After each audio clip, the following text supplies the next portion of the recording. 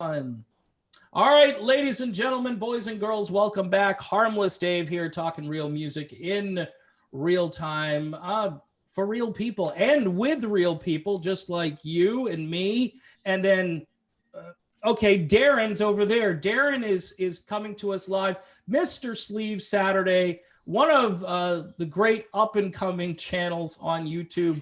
How's it going today in beautiful Ireland, Darren? Dave, top of the morning to you, brother. How are you? For me, but not for you, but for me. For you. Yes. It's 3 p.m. It's 20 past 3 here, so all good, man. How are you keeping? I'm doing well, living the dream here in sunny Southwest Florida, and everyone's Beautiful. jealous because today we're supposed to hit about 89 degrees. So I'm just, Oh, you stop that. I'm looking outside. It's raining here. Rainy Ireland. Well, yeah. But you know what? That's why you have bands like U2, they're kind of dark and gloomy.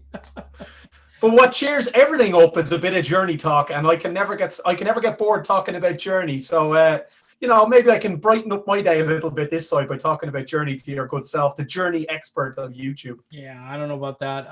But anyway, good to see you as always. Sleeve Saturday, check his channel out. You got to subscribe. He does these great, professionally done videos, and it's just entertaining. And there are a lot of people that have been locked down for a long time and they need some good entertainment. Yeah, let's talk Journey. One of the things that I've been talking about a little bit is they've been announcing this new music that's supposed to come out, new single. They had announced back in December maybe, and then they said February, and here we are getting toward the end of March, and there's no sign of a Journey song yet. I have my theories on that. I'm wondering what you're thinking about that, Darren. Well, I don't think Neil Sean is. He's certainly not. He's certainly keeping himself busy. I mean, he's noodling away on Instagram every day, so it's not like he's just sitting on his couch doing nothing. Yeah, I don't know. I mean, does it feel as though they're putting this a little bit on the? For me, it's a bit putting it on the long finger, waiting for this current what to pass, and getting actually being able to get out there and interview for it and release the music and get back on the touring trail, etc. Do you think maybe they're just holding back the dam a little, fingers in the dam a little bit here, and they're just waiting for all this to pass before they can have a proper release as opposed to in the current time? Yeah, and I think that's they're under new management. Obviously, they left Azoff and they've got a new team. My guess is they want to try to coordinate the music and then a tour. And right now, I think what's happening is they keep pushing the tour out there further, and so now they're going to keep pushing the music out there. I think there is some curiosity though as to what this new rhythm section is going to sound like. And, how Arnell is holding up. He's had a lot of downtime, which I think has helped him because, his voice and his vocal cords really took a beating, year after year. And I think he actually sounds better on some of the things that I've seen him do via, live stream and so forth. Yeah, I mean, I've been looking as well. When you're talking about the rhythm section, I connected a bit with Jason Delotta on Instagram. So we've had a couple of comments going back and forth between me and him on Instagram. He's a cool guy, man. I'm looking forward to seeing what he brings to the table. I think me and you discussed it before. He has some cool covers that he's done on his own channel. So singing, so he can bring a good singing voice to it as well. He seems like a cool guy. But then you've got, obviously, you've talked about it a bit on your channel. Narada Michael Walden. Everyone knows his CV at this point. So, man, I'm really, really excited to see what they bring. When you're talking about Arnell, though, I done a video doing a comparison video of. I don't do a lot of videos where I'm not talking, but I did one where I just put Arnell beside Steve singing Separate Ways, bit of a duet, and I threw it into a Facebook group for Steve Perry fans. And I was, oh my God, you could barely, the video had barely landed on the page and the comments are coming in, Perry. How can you even ask this question? Perry. Oh, yeah. And there's just a duet. It's just a comparison duet. Even Arnell himself shared my tweet when I tweeted it, which was quite cool. Yeah. So where are the, I'll give you a little example. I don't know if you're a sports fan, but the home fans, when a team plays at home, boo the team. But the away fans, when they're away, that's when you see who the real fans are, because they're in an away game and they travel and they do nothing but cheer on the team. Right. Are the real Journey fans, these Perry fans and Journey fans in these Facebook groups that do nothing but say Perry, Perry, Perry when you say something, like when you do a video like that? Or are the real fans the people like you, me, and your audience who go to see them, who buy their album still and are still interested in the band? Who's the real fans? Yeah, I mean, you got to go, I think, with the latter more than the former. As much as I think Steve Perry is a brand unto himself, and if like I've been saying, I've done a couple of videos on this where if it was announced tomorrow that Perry was coming back and he's going to sing with Journey, the world would start to tilt back the other way on its axis, and people would be, it would be even today's music media would have to like actually address it. So it's interesting that there's still that much interest, but Steve Perry, he's 72 years old. I think Steve Perry was a social distancer before that became popular. And he is a legend, but he's kind of in his own category at this point. And a lot of the fans of Perry have kind of said, you know what, Journey's cool and all, but it's really all about Perry. I mean, Journey wouldn't be anything without Perry, according to them. And, they're comfortable with that. And I don't necessarily have any ill will toward any. I completely understand as time goes on and this music becomes more nostalgic and more important to those people that grew up with it. They can't really relate to Arnell. They just look at him as a replacement, and nobody can fill Steve Perry's shoes. And that's true, by the way, it's not untrue, but I don't think they're really all that interested in any new endeavors that Journey has. I think the real Journey fans are the people who love Neil Schon, probably first and foremost, appreciate Jonathan Cain, whether they like him as a person or not. I think you have to admit that he's a talented songwriter, and his presence on stage, it's kind of like the Fleetwood Mac Rumors lineup, the Journey Escape lineup. You've lost two guys from that lineup, but those two guys are still like the core of the group. And then whatever they do kind of flows out from them. So, and then you've got the curiosity for me as a music fan. This is where I'm a little bit different, I think, is what's Narada going to add to this band? I mean, we know Randy Jackson's chops, right? But we know those two guys together and this amazing, songwriting team, plus Narada does songwriting, arranging. Randy Jackson, typically when he's in projects, he adds a lot of bottom end to everything he does. So this is going to be a beast when it finally gets put out there. Yeah, agreed. And I think just to go back to the first point you're making, you are right. I think fans have to learn to move forward with it, because here's what you're getting now.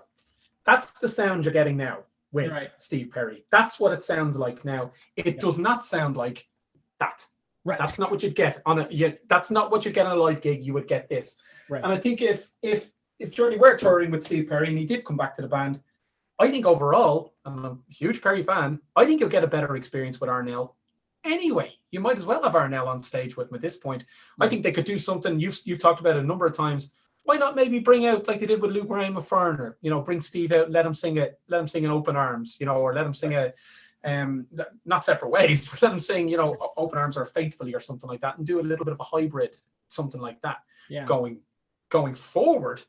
I really can't put my finger on what kind of music they're going to deliver, because Perry wanted Randy Jackson in the band, right, to give that bit of R&B flavor back in the day. Yeah, as you've said a number of times. But Mike, I'm curious that Perry's gone. Sean isn't really an R&B guy. He kind of went along with, he toed the line for Perry at the time. Yeah, Arnell doesn't really seem to be an R&B guy. He seems to be able to sing anything.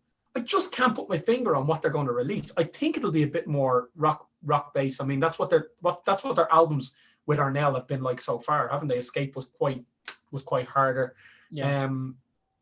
But with Randy in the band, Clips, yeah. I really don't know. I can't put my finger on what kind of music they're going to go for. Yeah. I mean, if I were to take a guess, and I honestly, I haven't heard anything. A lot of people accuse me of, if I had heard something, I wouldn't be able to tell you anyway. But the point is, I do think it's probably going to be more experimental, more proggy. I hate to use that word, but not proggy like Emerson, Lake and Palmer proggy, but proggy like just a little bit like Eclipse maybe, and some of the stuff the band did prior to Perry's arrival. I don't think it's going to be straight up like that. I think there are going to be songs on it that are more, more predictable Journey sounding, but there are going to be some things that I think are going to step outside the boundaries. I think you're going to get bass and drum parts that you weren't getting before, and they're going to be more robust, and they're going to be a little bit more freewheeling. So I think there's going to be probably a couple songs that exceed 7 minutes. That's what I'm gonna put that down. But then there are going to be a bunch of songs that probably will stay within, like songs that John Cale writes. For instance, I think the Cale material is going to be like this 4-minute track, this Journey kind of sounding thing, and there'll be a bunch of those, but there'll also be some things that are like FM, old time FM. You put the needle down and you go to the bathroom and come back. Yeah, where do you stand on them longer prog rock tracks? I know you're saying that's what you think will happen, but where do you stand on them kind of songs? I mean, we know, Genesis were famous for it. Yeah. I just reviewed a Stones album, Black and Blue, and it's funny because the best song on that Stones album was a 7-minute track, and it was my favorite song on the album. Yeah. But I can get a bit fatigued with anything over 7 or 8 minutes when it gets too self-indulgent. I start to check out.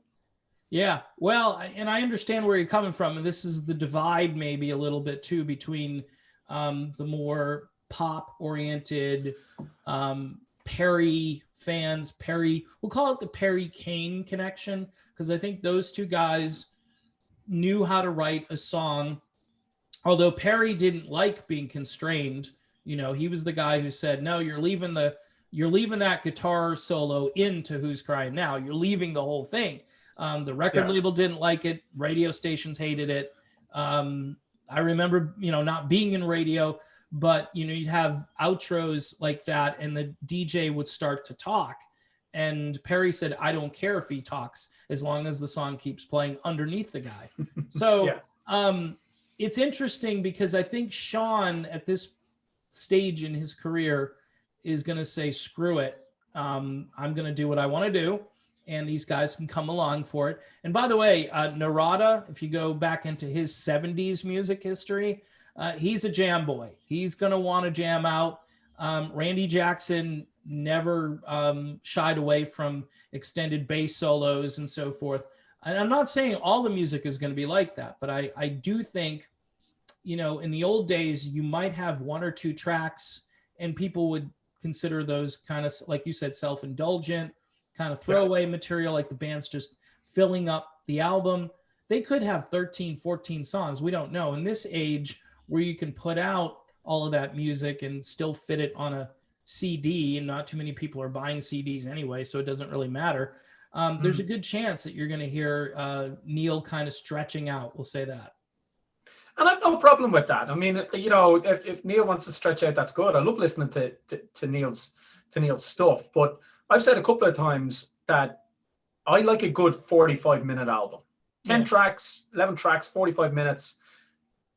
You start going over that, you just start to lose me. I do love a 45-minute. That's not an attention span thing. That's not anything around that. It's more just, I've always preferred a good 10, 11 track album. And I suppose going back to the vinyls, that's kind of what you could fit at the time. The point you're making now is you can fit what you like onto a streaming service, and you can fit what you like pretty much onto a CD.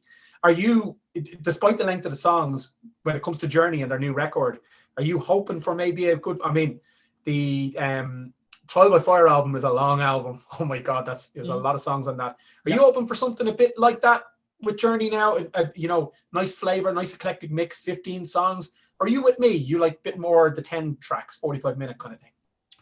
I'm kind of in between. I can appreciate what you're saying about because when you grow up with such great material, right? You hear, and some of those albums only had 8 or 9 songs back in the day. 8 or 9, Yeah. not 10, not 11, but 8 or 9, and Yeah.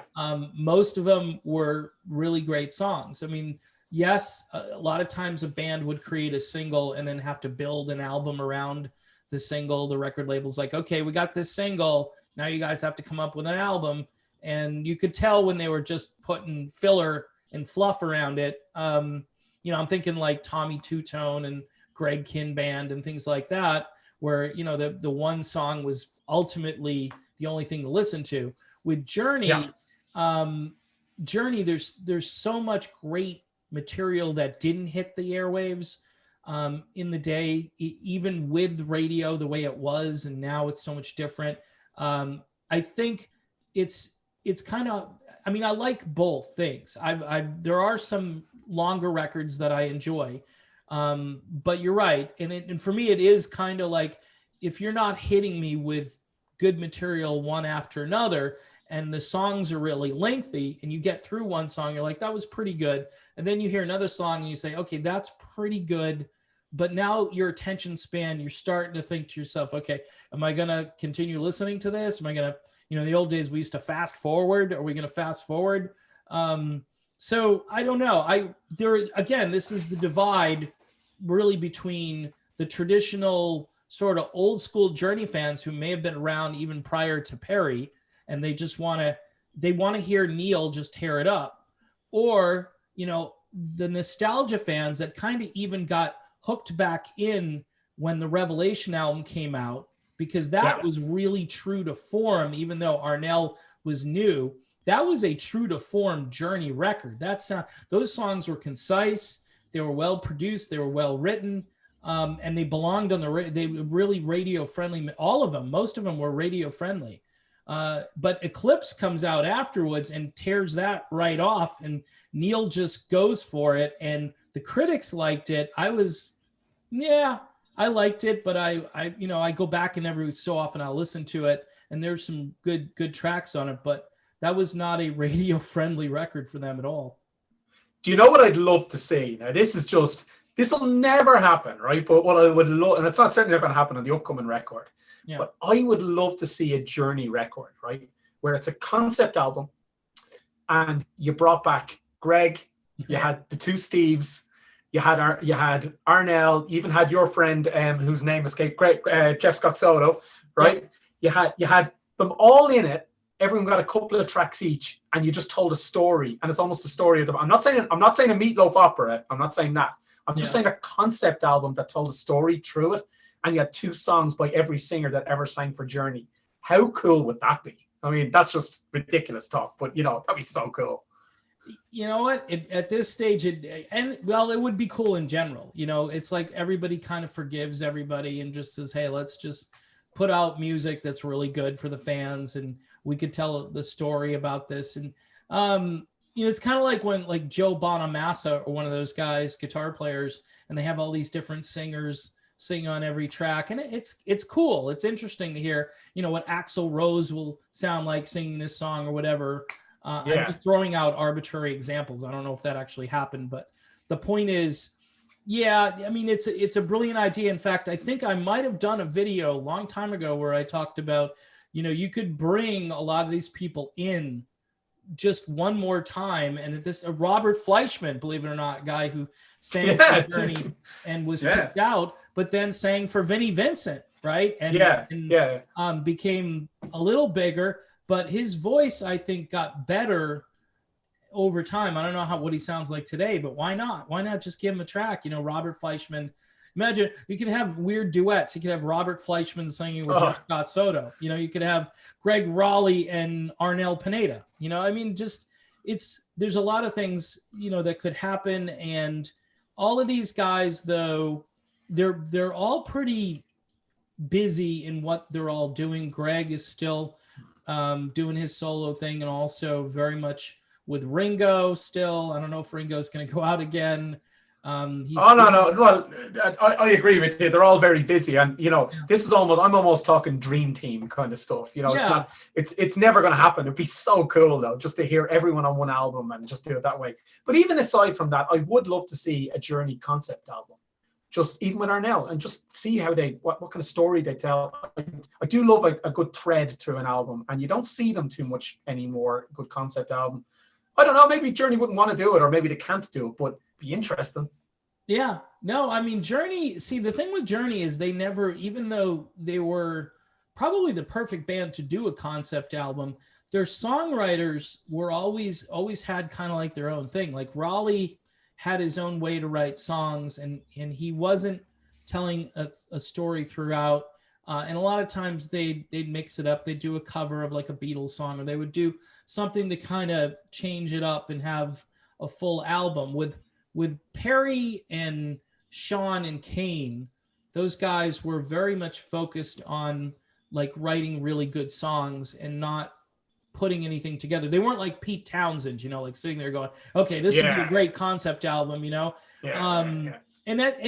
you're right about that. Would be interesting, especially now, if they did do a concept album, and this would give Neil the perfect avenue, vehicle, whatever, to do some stuff on guitar, because typically concept albums require a lot of really good musicianship, transitions from song to song. You got to really think about that stuff. It doesn't come naturally for a lot of folks, and like Steve Perry, even though he's a great pop songwriter, would he be able to come up with an entire concept album? That I think remains to be known, or remains to be seen, but. It's an interesting. I think the concept itself could be Journey's history. I don't know. Maybe it's a heightened version of it or something. I don't know. Maybe just something like that could be interesting. It's not what they're going to do. I suppose we're talking about what they're going to do. I mean, go on. Well, my guess, like I say, is Neil's going to stretch. You're going to hear a powerhouse rhythm section. You probably will get a fair dosage of traditional Journey sounding music, but then you've got completely different production on this record that's going to step outside of the template that they've known, where they've had big name producers in the past. We don't know if the self production, because it's gonna be Narada. So Narada is he's a Grammy winner. He's a real sharp guy. What's he gonna do to that sound? And that, I guess, that really is gonna be fun to finally hear what this thing sounds like. Well, you're right, and with the beef, at least publicly, buried between Neil and Jonathan at this point, the two guys have surrounded themselves now with a good team. As you said, as we've already said, Jason DeLocta, Randy, Narada, and Arnell already there as a main player on the team. It's a good team to surround themselves for, and I think if you put aside all the nostalgia and all the old allegiances to whatever singer that you were into, I think it's a good time to be a Journey fan, and very interesting to see what they do hopefully we get it this year. Yeah. Well, we soon as they get the go for it when it comes to the tour, even if the tour is announced late in the year, I think they'll start rolling the music out. I mean, why not? I mean, it's not like radio is going to play. I mean, I hate to say, it's just sad, but it's not like radio is really going to play anything they come out with. I mean, you may, if they have a soft rock song on there, maybe they'll get a few weeks play on very few adult contemporary stations around here. I mean, it's sad, but I don't want to get into that topic, Darren, because we're kind of out of time. What I wanted to do at the end here is just to plug you. Tell us again the name of your channel. Tell us what you do on this channel, and so people can subscribe. And I will try to put a link in the description of this video. Oh man, I appreciate that. You've always been, a channel with your subscription base has been always very kind to me. I'm a smaller channel than you, obviously, by many thousands, but you've always been very kind to me, so I appreciate that right from the start. So thanks for giving me time in the past and on this channel. In terms of mine, channel's called Sleeve Saturday. I based the name off that because I used to read the sleeve covers with my dad on a Saturday afternoon when I was a kid. So That's why I call it Sleeve Saturday. I do album reviews of all the classic music that Dave talks about. I talk a little bit about a few more modern bands that I'm into as well. But I do talk a lot about the Stones, Journey, Foreigner, Survivor, Fleetwood Mac. So I've a ton of album reviews. I based a whole series around what Dave talks about on his channel. He gave me the inspiration because I've been watching them for years about radio and they won't play this and stuff. So I have an entire series on my channel called Why Won't Radio Play? And in that series, I have Air Supply, I have Dr. Hook, I have Kenny Loggins. So you have videos in that series based on Dave's idea given out about radio, not playing songs. I've made a whole series about that. So I've various different series and LP reviews on my channel. Awesome. All right, Darren. Well, again, thanks for being here today. As always, we have a lively discussion about Journey. Maybe we'll tackle a different band if we do this again, just to give the folks something a little different. But, you know, like you say, Journey is a hot topic, and it has been on this channel ever since I started doing it. So, again, I want to thank you for coming on, and we'll see you again soon, brother. Thanks, Dave. Appreciate it, mate.